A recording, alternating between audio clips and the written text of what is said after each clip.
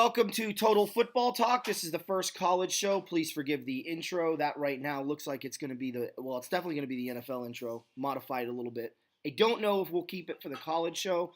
Eric seems to have his reservations about that, so we will look into other options. Now, you're going to need to forgive the noise. My kid is playing, and he's very loud. So, and I'm okay with that because, hey, whatever keeps him busy, righty? That's right. All right, so the breakdown of the show is going to be pretty straightforward and simple. We're going to talk a little Notre Dame. I'm going to talk a little Alabama. Eric's going to pick a team of his choosing that he wants to talk about. And then we're going to kind of go briefly through, what we think the top 10 teams may be like at the end of the year. I hate doing that because I'm not doing playoffs. I'm not saying this team's going to be in the playoffs. I'm going to just basically say that our top 10 are the top 10 teams that we think at the end of the year, any one of them could be a viable option for the playoff. We're going to do it old school, top 10, no playoffs. Here's the best we think there are in college football to boot. And then we'll do a little ASU flavor because that's what we are. Fork 'em Devils. All righty. So let's start. Notre Dame. What was your takeaway with Notre Dame's performance last week against Michigan? So I'm mixed. Go Notre Dame. Yay, beat the crap out of Michigan. I know you root for them too, Anthony, but it better be Notre Dame all day. It was Notre Dame all day. Listen, here is Notre Dame in a nutshell. Play well, let the other team back in, and pull out a victory. That's what they seem to do, especially in the Brian Kelly era. And it really, really aggravates the fan base. It aggravates me. I know other Notre Dame people or who are fans of Notre Dame say the same thing. Like, Notre Dame puts on this clinic in like the first quarter or the first half, and then they just stop pushing the gas pedal down. They ease up, and Michigan came back. Now, I'm sorry, but I think Michigan's overrated. Shea Patterson in a new system, first game, you're not going to win that game. I don't care who you are going into a new system like that, especially going into South Bend, especially renewing a rivalry. Jim Harbaugh was unprepared for that game. I don't care how much you say it. Michigan was unprepared. A better Michigan team would have beaten Notre Dame. Notre Dame skated by. They did what they needed to do to win the game, which was obviously score more points than Michigan, because that's the name of the game. Now, I'm not trying to beat a dead horse there, but Notre Dame especially, Brandon Wimbush did everything that he could. He's the Notre Dame quarterback to just manage the game and not get it away out of his hand. So he only threw for 170 yards, but he also ran for 59. So he kept Michigan defense on their toes, but a better Michigan team, a more fundamental Michigan team would have beaten Notre Dame. Notre Dame was lucky to come away with a 7-point win.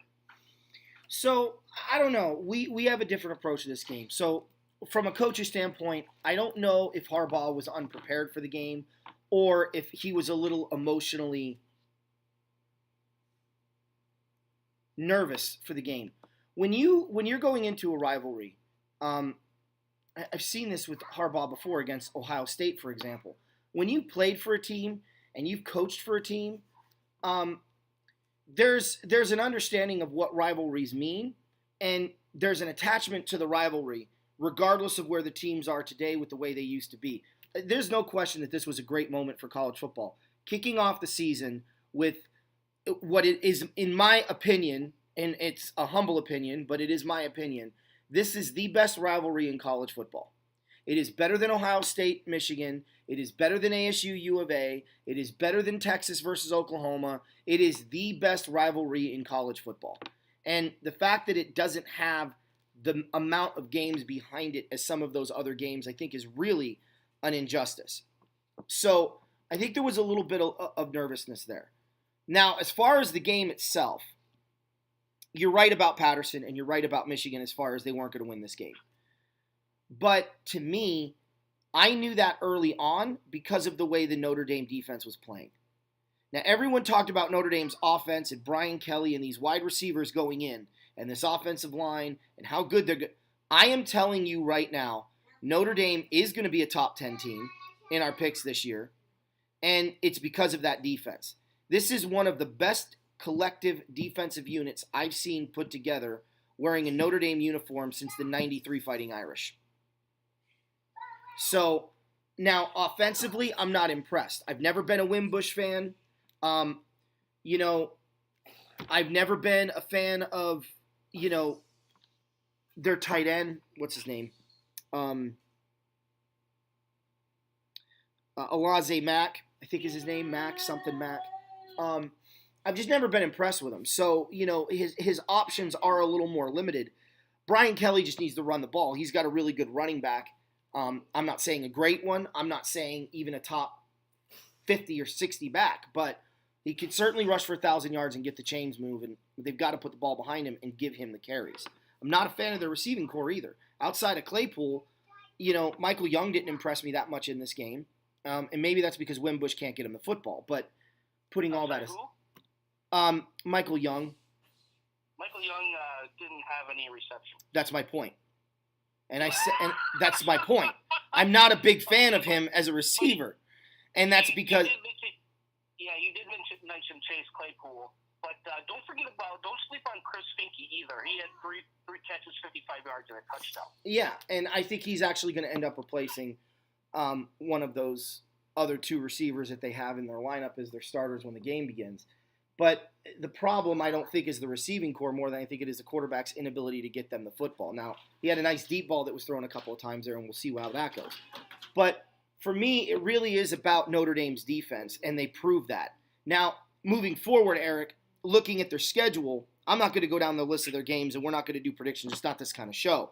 The next game on the docket this week is Ball State. Now, you think it's going to be a trap game, and I think it's going to be over by the first quarter. Now, before we get into that, I want to go back to the Michigan game. I'm sitting there at halftime, and I look at my wife, and I say, it's going to be 24-13 Notre Dame.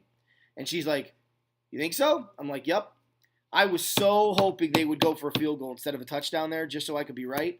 But nonetheless, I'm pretty close to predicting that score. So I think this Ball State game is going to be over by the first quarter, if not halftime.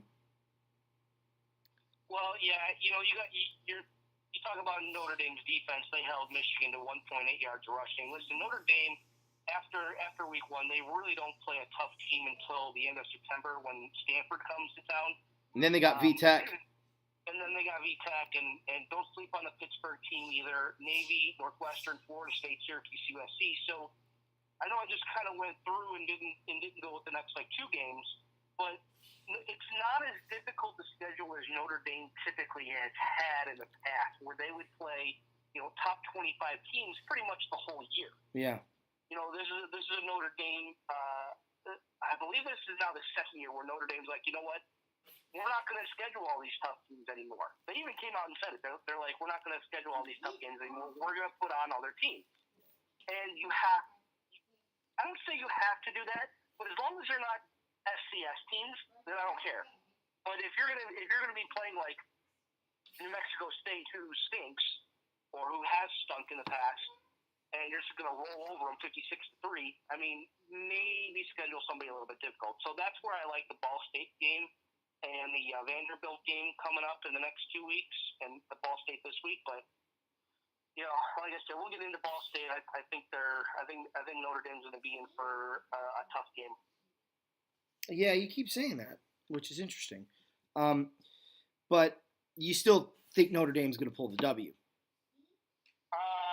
Trap game, but yes. I mean, it's not like Notre Dame's got anybody to look forward ahead to. Their next game. So for me, it's like, do I think Notre Dame plays down to their competition? Yes, absolutely.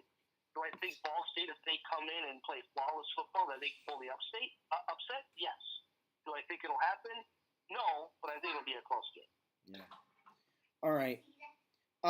Where do I'm going to move on with Alabama here, Eric. I want you to think about a team that you want to pick. So yeah, go ahead. The Louisville game was a total dumpster fire for Louisville. Tell everyone the score to that game. Alabama won 51-14. They were up 28-0 at the half. Roll Tide! All right, look, guys, I'm a Bama fan, and I get it. I know there's some of you out there going, I hate Alabama. I'm done seeing Alabama. I'm done with them. Enough with Alabama. I understand that. But let me tell you what's not going to happen this year. Alabama's not going to probably lose a game this year. And they're certainly not going to lose in the playoffs. So, sorry to say. Now, that's not me being arrogant, and that's not me saying that they're going to roll through. I mean, it may be another overtime, close game like it was against Georgia last year. But what I think people need to understand about Alabama is what I love about this team is how they constructed themselves from top to bottom. There's something to be said about spreading the ball out, getting a lead, and then being able to put the ball in your running back's hands and just let the offensive line and the running game take over the game. That used to be an old school method that you would just pound the rock, pound the rock, pound the rock, pound the rock, pound the rock, pound the rock, and eventually you'll break through the rock, right? Eventually you're going to pound through the rock and you're going to have, you're going to break away. The issue here, in my opinion, is, that was the old school way of doing things. But the way they do things now, it's really what I call the Mike Shanahan style of offense, which is where you get an early lead, you go up by 2-3 touchdowns, and then you run the rock and run out the clock, and you basically shorten the game through the passing game. It used to be the running game opened up the passing game, and then the passing game opened up the running game. Alabama looks like they're trying to do that. Now, they've got a pretty good quarterback, better than what they've had in a long time, so I think that's an improvement. I do like the running back. I love Damian Harris. I'm telling you right now, that guy is a first-round pick. He reminds me of Emmitt Smith. That's exactly what he reminds me of. Similar build, 5'11". I'm guessing he's probably between 210 and 220. I'm going to say 250. I'm going to say 215. Maybe 213. But he's got a similar build to Emmitt Smith. I don't know about the speed yet, and the consistency, but I love the way the kid runs the ball. And then when you look at the defense, they've got edge rushers that pressure the quarterback. They've got interior defensive linemen that can put pressure up the middle. They've got linebackers in the middle that are absolutely stout against the run, and outside linebackers that can pass rush or cover with a secondary that can blanket your offense. It's an unbelievable system that they have set up, and that's why they continue to win, because they keep teaching the same system and they're rolling people in and out. This goes a lot to say for having consistency within your coaching staff, which Alabama hasn't had, but the head coach has been there, and he's been consistently there. There's a lot of things to like about Alabama, and when you look at their schedule, Arkansas State this weekend is going to be a laughable game. I don't think they really have a tough game on their docket until Auburn. I mean, I don't mean to be a jerk, but Ole Miss, Texas A&M, Louisiana, I think that's LSU. I don't know why they. Oh no, LSU. Sorry, LSU November 3rd is their next tough opponent. Because I'm not afraid of Tennessee either. The third Saturday in October, it's always kind of gone in our favor.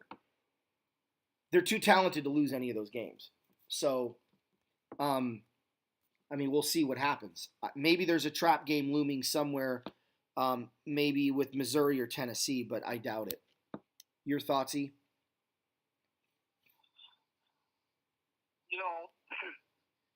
Jalen Hurts should never see the field the rest of the year. Agreed. To be honest with you, unless it's a blowout. I heard that, I just read that Hurts is going to redshirt if Tua takes over from here on out, which he should, which Tua should. Should Hurts redshirt?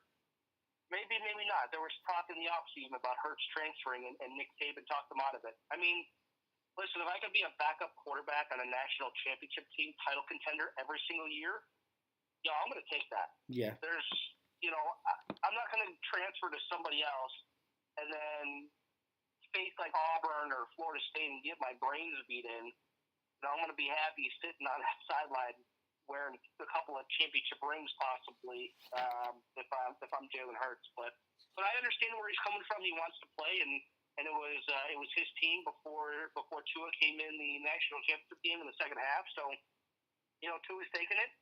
And he deserves it. He's played well. He doesn't turn the ball over. I mean, okay, well, he doesn't in a sense where, Hurts did, because Hurts was basically ineffective. And Tua actually puts a lot of life into that offense, and that's what Saban wants. Yeah. Agreed.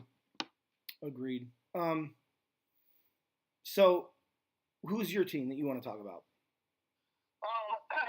I want to talk about Virginia Tech, Florida State. This was actually supposed to be a good game. This turned into a laugher. Virginia Tech came in and just beat the living crap out of Florida State. They beat them at their own game. Florida State didn't want it. And I watched a lot of this game. Florida State had no drive to even get in the end zone.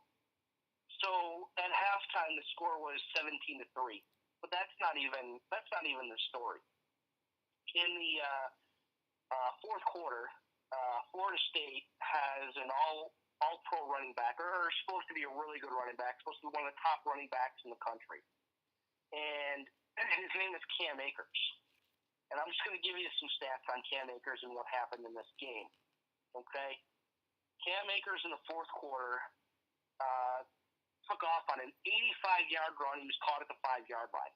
Now, when I say caught, he went down the left sideline, right? The cornerback on Virginia Tech, all the way on the other side of the field, caught him at the 5, and he got taken down at the 3. Okay? And that's what I mean by not giving up. If you want to see that play, just Google Cam Akers or YouTube Cam Akers getting caught from behind. It was a sensational play by the Hokies defense. Francois looked pitiful. 233 yards, 3 interceptions. Willie Taggart had no game plan for this. You know, it was raining, fine, great. You know, football's been played in the rain. I don't care. But then he calls out Virginia Tech and says, "Oh, they took too long to get up and they faked their injuries." Bro, you're down 3 touchdowns. Don't be calling out Virginia Tech and saying, "Oh, they slowed your tempo."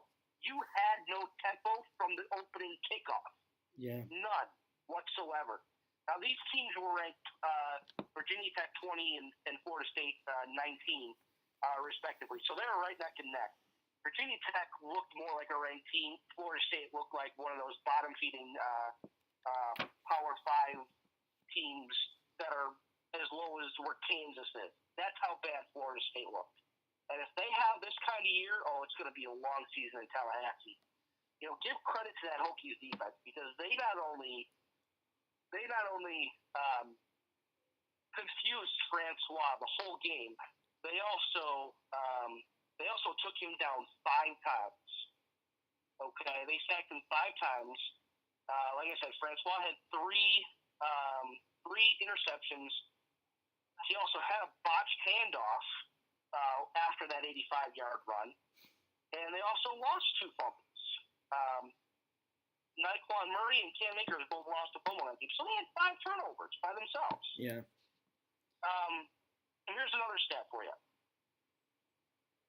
Cam Akers, I told you he had that 85-yard touchdown run. Not touchdown run. He had 1 run for 85 yards.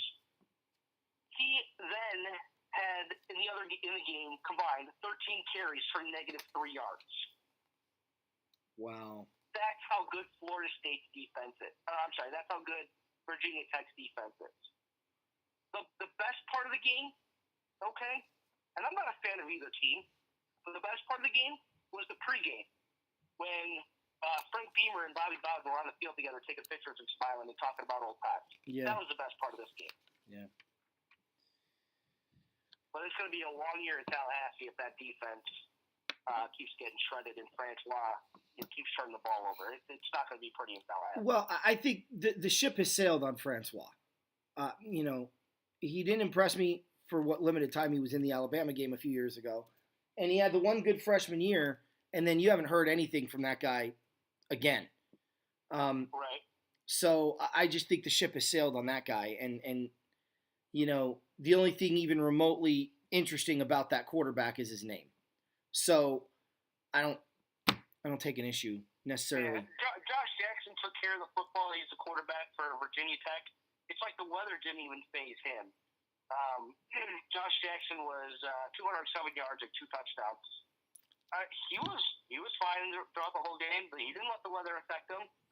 Sometimes you get those games where it seems like Florida State thought it never rained in Florida. Yeah. Well, I mean, look, Florida State's struggled with Virginia Tech over the years. I know they won one of their national championships against VTech, but back when Michael Vick was the QB. But by and large, that's a program that has struggled with Miami and Virginia Tech collectively as a whole. And we'll see what happens. Look, I like Virginia Tech. We're going to talk about our top 10 here in a minute.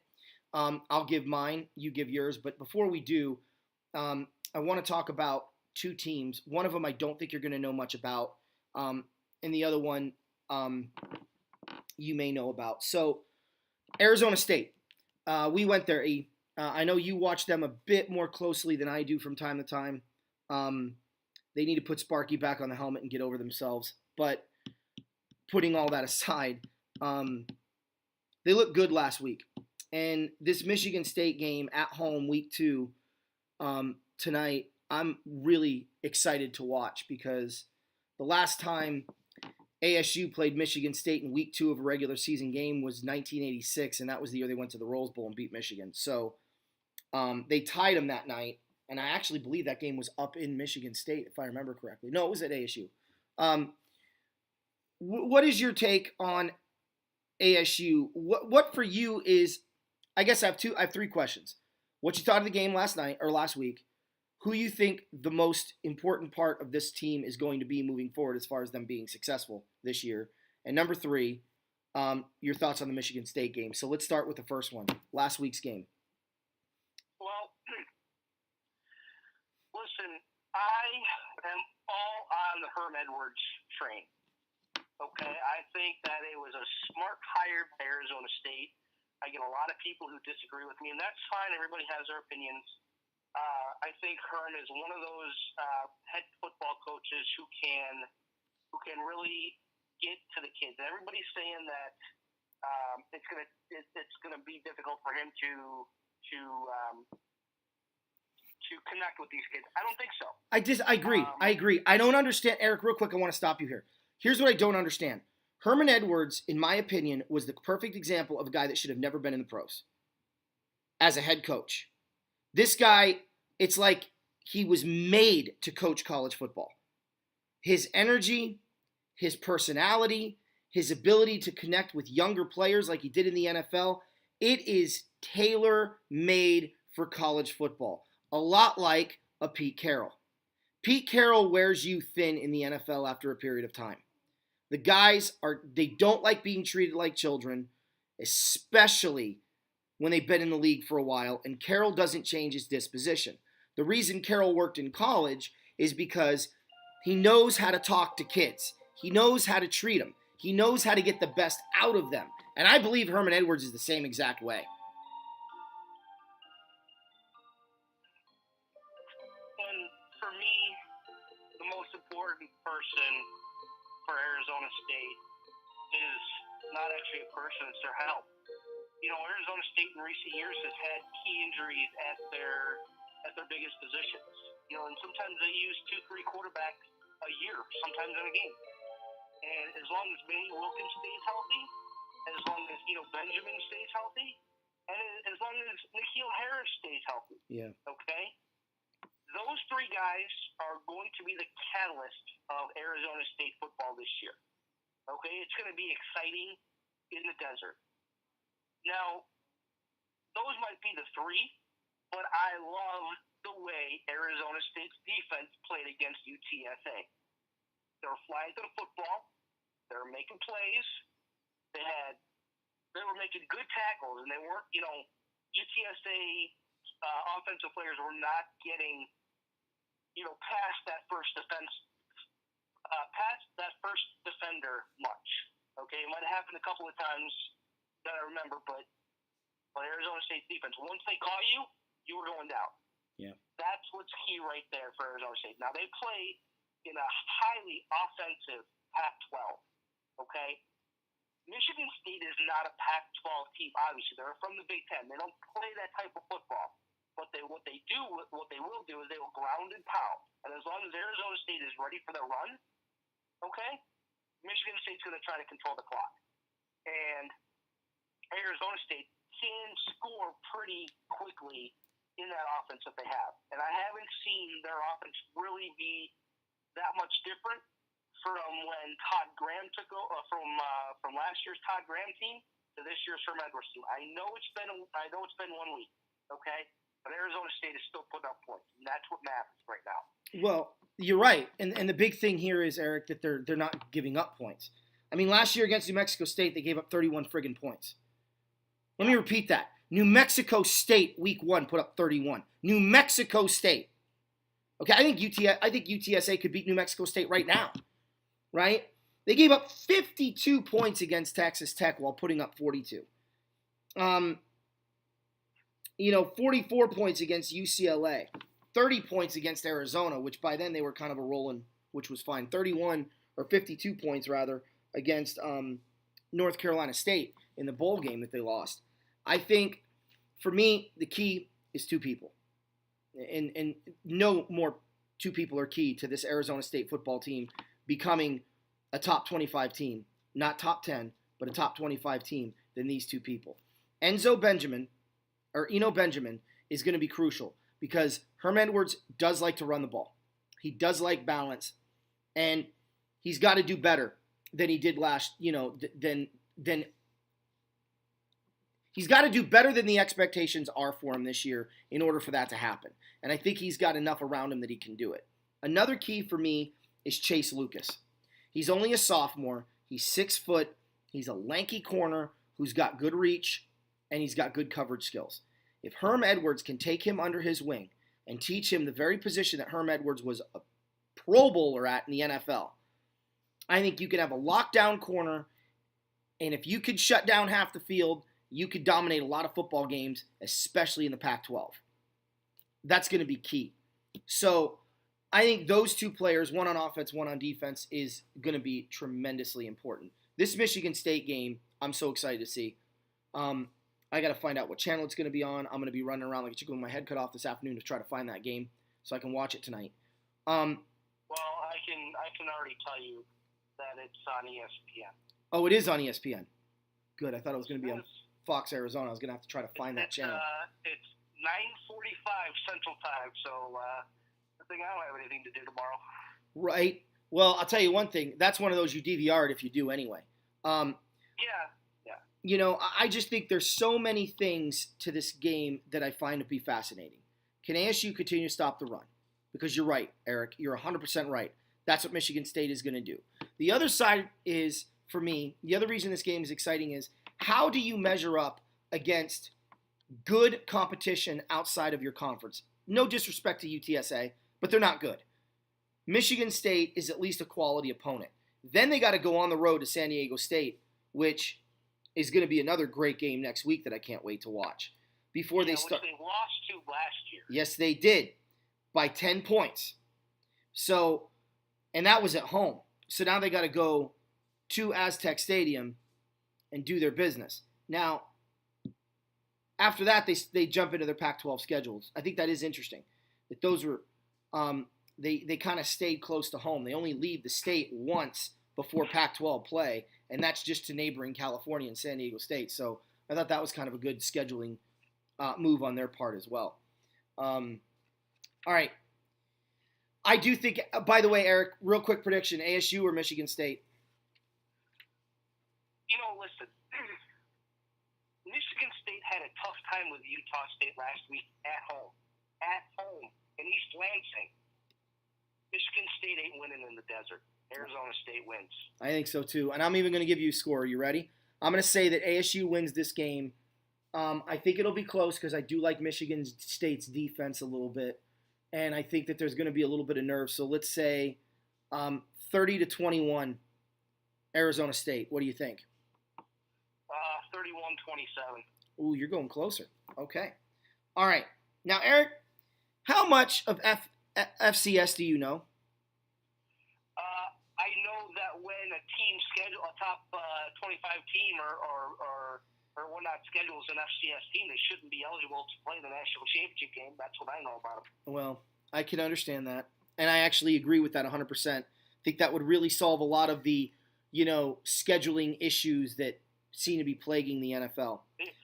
Here's what I know about FCS. Back when Appalachian State upset Michigan, they were FCS. Mm-hmm. Appalachian State almost upset Penn State last week. Penn State had to go to overtime to beat them. Yeah. And Appalachian State is not in FCS anymore. No. Here's what I know. Okay? I know Maine Black Bear football. And the Black Bears for the last 3 years have been trying to get into the NCAA Division I and out of the FCS.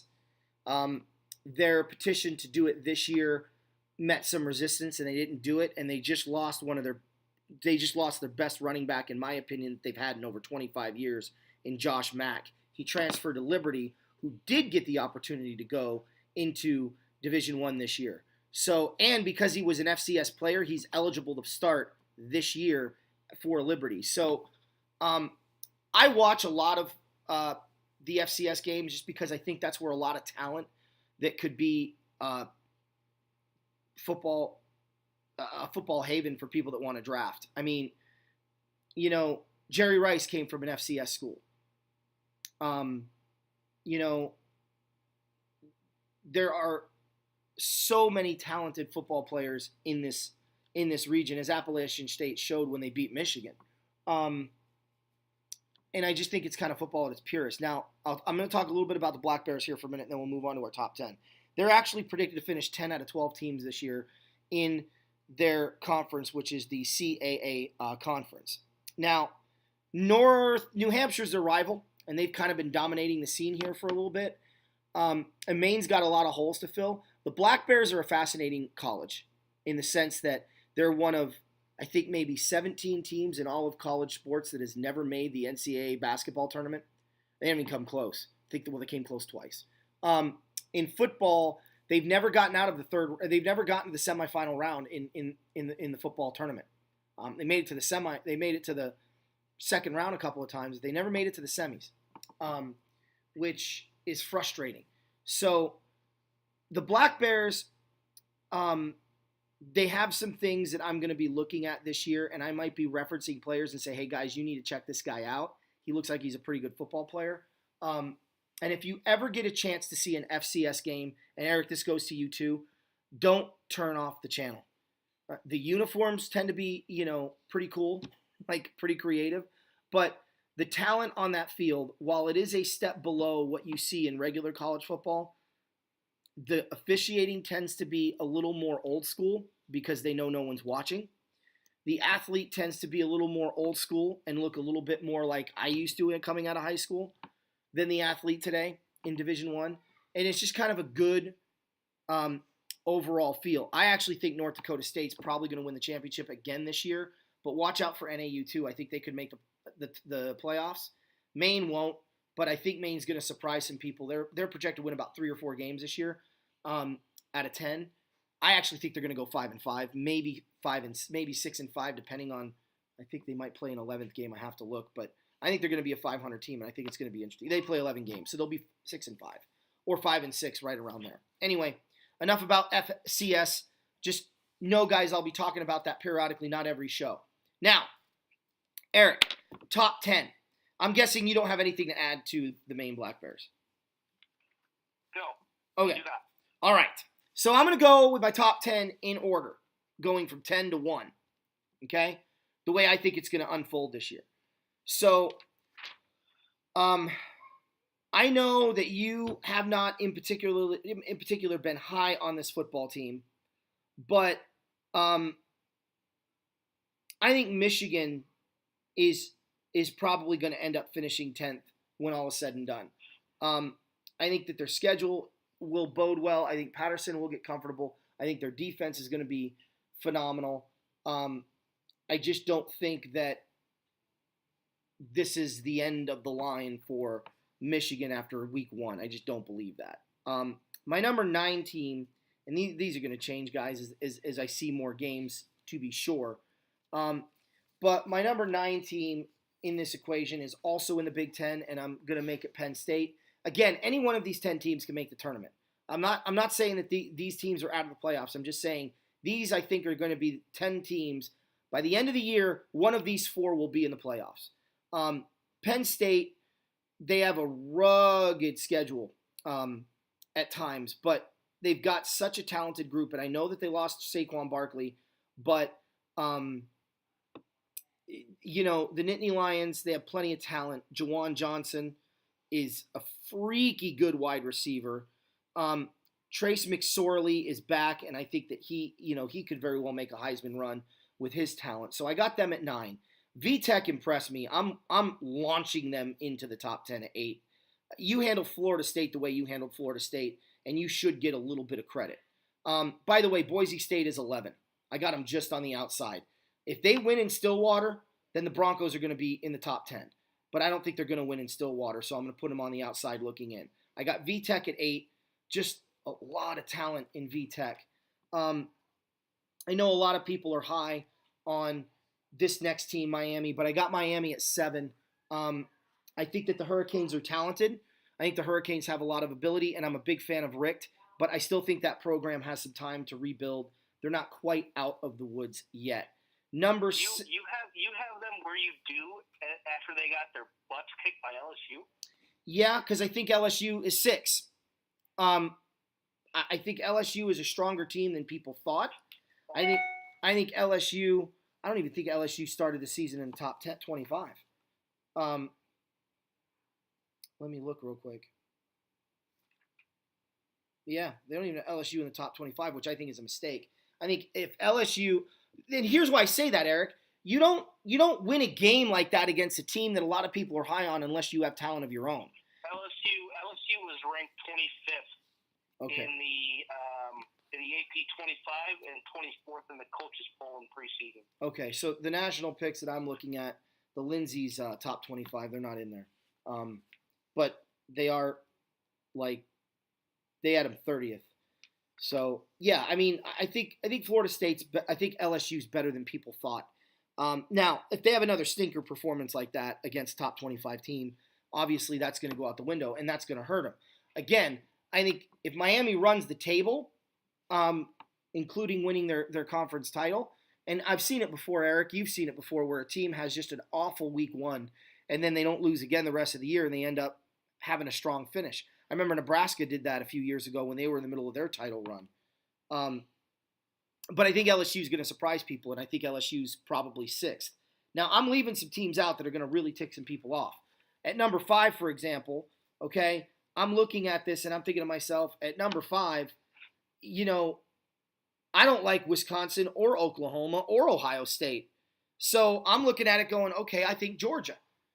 I think Georgia's going to be a very good football team this year. I don't think they're going anywhere. They're building. They're like a mini Alabama.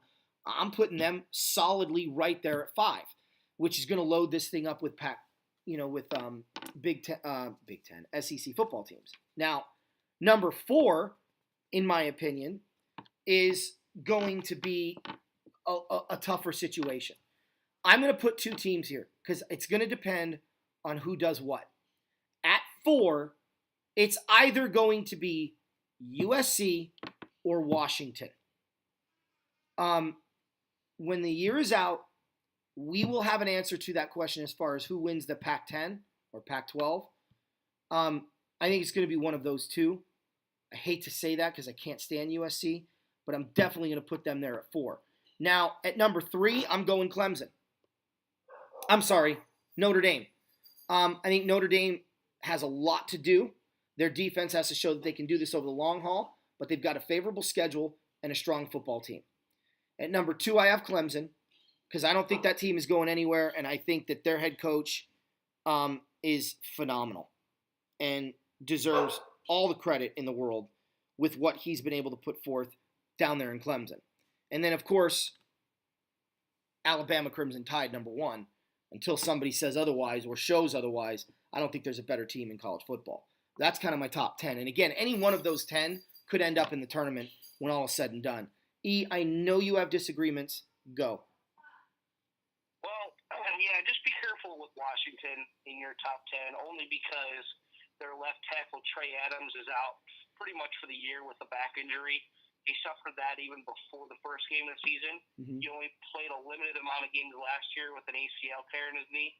So, Jake Browning, his blind side is not going to be as protected as he was hoping going into this year. So, Washington's going to be struggling a little bit on the offensive line.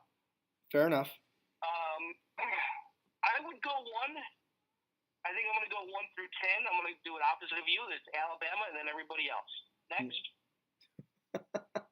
It's that bad, huh? You know what? It's seriously a crapshoot for 2 through 10. So we all know who Alabama is. They're number one. They're a powerhouse. They're an NFL team in college playing in college. Yeah. It's just the way it feels. So now I'll go from 10. 10, there could have been 5 different teams I had at 10. And right now, at 10, I have Penn State. I just like the way they play football. James Franklin has been really good for that program. They're easily replaceable if they lose to Pittsburgh this week, and that's being played at Heinz Field in Pittsburgh. To me, they played a really close game against Appalachian State, so they could be easily out of the top 10 when we do this again. Number 9. I actually have a different Pac-12 team in this scenario, and they started out slow against San Diego State, but ended up picking it up and really winning by about 3 touchdowns. They got Stanford at number 9. Number 8. The only team that I think can really knock off Alabama this year, and number 8 is Auburn. The way that they went in and they played hard-nosed football against Washington really opened my eyes and said, you know what, this Auburn team, if they get on a good roll, they're going to be Alabama's only threat. Number 7, Notre Dame. I wanted to put them in the top 5, but I don't think that they're as strong as the top 5 that I have. Number 6, this is a team that quietly goes about their business. They took care of their opponent last week by 31 points. The opponent's not even worth mentioning because it was one of those little sisters of the poor schools.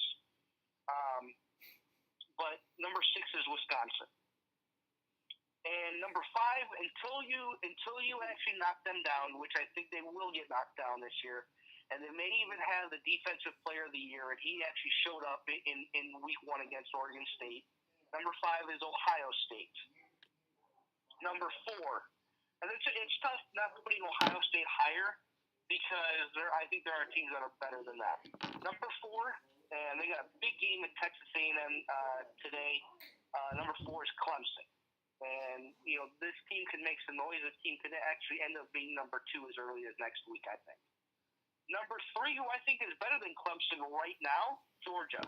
Georgia blitzed past Austin Peay last week. It wasn't even close. Georgia's really finding out about themselves only because they lost a lot to the NFL last year.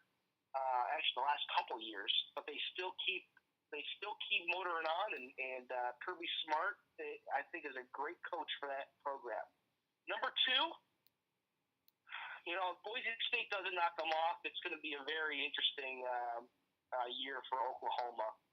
No more Bob Stoops up there, we know that. Kyler Murray, who actually is a 2-sport athlete and is better at baseball than he is at football. Kyler Murray only played roughly about a half last week before he was taken out because they were beating the crap out of their opponent so bad. Oklahoma, they just have to watch out for the Red River rivalry and, of course, their in-state rival Oklahoma State. Now, if they can get past those two, they're going to be a lock for that playoff. But those are my top 10. All right. Well, that's a wrap. Hopefully you guys liked it. This is a little bit of kind of what we're going to do. We're going to pick a few teams to talk about, a few games each week, and clean up our top 10 as we need to. Eric, do you have anything you want to add? I'm looking forward to the games tonight, especially Michigan State, Arizona State. We didn't touch on the Notre Dame Ball State. I think Notre Dame wins, but Ball State was one of the worst teams last year at giving up points. They gave up an average of over 40 points a game last year, I know this is Central Connecticut, who they played last week, but they beat them up 42-6. I think Ball State is out to prove some doubters wrong from last year. Notre Dame just has to keep a very, very close eye on Riley Neal, the Ball State quarterback. And I actually, right now, I'm watching Houston and Arizona. And I know you wanted to talk about Arizona this week, Anthony, but since they ended up losing, we could touch on it next week on why you think that they could have a good season.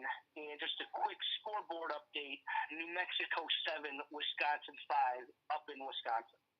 New Mexico? New Mexico 7, Wisconsin, who is ranked 5th, nothing. That's halfway through the first quarter up in Madison. That's embarrassing. All right. Well, good job. Good job, Badgers. All right. Well, thanks for the scoreboard update. Maybe we'll do some of that too. I kind of like that idea. Maybe talk about the games a little bit as they're going on anyway. All right. Well, I'm Anthony. And I'm Eric. And this is Total Football Talk. We hope you guys enjoyed it.